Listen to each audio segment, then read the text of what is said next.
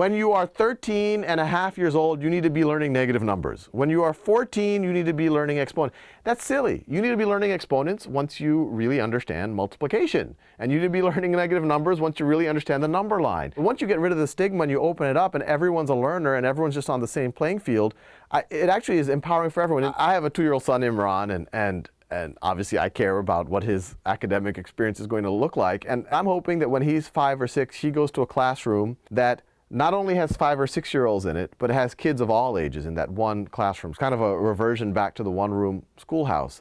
And when he goes to that classroom, some part of his day, and I'm not talking about the whole day, maybe 20 to 30 minutes of the day, especially for the core subjects, are spent on the Khan Academy, watching videos. And by that time, it won't just be mathematics and science, it'll be grammar, it'll be vocabulary. The slope of this orange line He starts at the most basic concepts. He doesn't move on to more advanced concepts until he shows that he is 110% proficient at the more basic ones, and then it moves him on. And he gets data and he gets feedback and his teachers get feedback. And the paradigm is all of these students at all different ages, they're all going to be working at their own pace in every class, in grammar, in mathematics, in everything. The teacher now, instead of having to give this one-size-fits-all lecture to everybody, can now look at the data, see where every student is, and the software identifies who's stuck. The teacher, every now and then, will sit next to Imran and help Imran as a mentor, actually have that human interaction. And even better, if the teacher isn't around, or even if the teacher is around, it might be better for Imran to be tutored by one of his peers. Maybe another 6-year-old, maybe a 10-year-old. Who's a little ahead of the curve, who's well respected as a teacher already. I mean, what's really exciting about this is it's an interactive experience.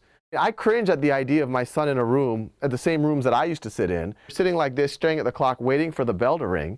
I don't want him to do that for 12 years. I want him interacting with his peers. I want him teaching his peers. I want my son to be respected in his classroom, not because he got a perfect on his SATs, not because he's the smartest kid in the class.